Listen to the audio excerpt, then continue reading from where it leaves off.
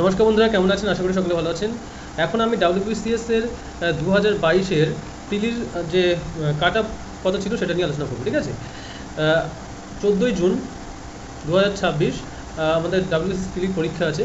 তো 2022 সালের কাট আপ কেমন ছিল সেটা আমরা একটু জেনে নেবো, আর পরের ভিডিওতে আমরা 2023 সালেরটাও জেনে নেবো। তো আমি এখন 2022 সালে কাট আপ কেমন ছিল সেটা তোমাদের জানাবো, ঠিক আছে?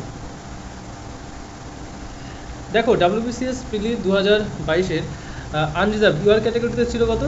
130.39। আচ্ছা, OBC A backward class, OBC B যেগুলো 130.39, 130 মানে একই উঠেছিল, ঠিক আছে? আর এসসিতে কত উঠেছিল? 124.44, আর এসটিতে হচ্ছে 104.37। তো এই ছিল তোমাদের কাট অফ, যে আমাদের 130.39 ছিল। তাহলে আমাদের এই যে 2024-এর যে প্রিলিটা হবে 14ই জুন, ঠিক আছে? 14ই জুনে যেটা হবে, এক্ষেত্রে কাট অফ কত হওয়া উচিত, ঠিক আছে? 130 প্লাস না 140 প্লাস, কত হওয়া উচিত? তো আমার যতদূর মনে হয় যে তোমাদের 140 থেকে 145 প্লাস টার্গেট রাখা উচিত, ঠিক আছে? 145 প্লাস রাখলে তো ভালোই হয়, ঠিক আছে? 140 প্লাস বা 145 প্লাস কাট অফ তোমরা টার্গেট করতে পারো। তো সেই মতো প্রিপারেশন নাও, ঠিক আছে? রাইট গাইডেন্সের জন্য অবশ্যই চ্যানেলটাকে সাবস্ক্রাইব করে রাখো।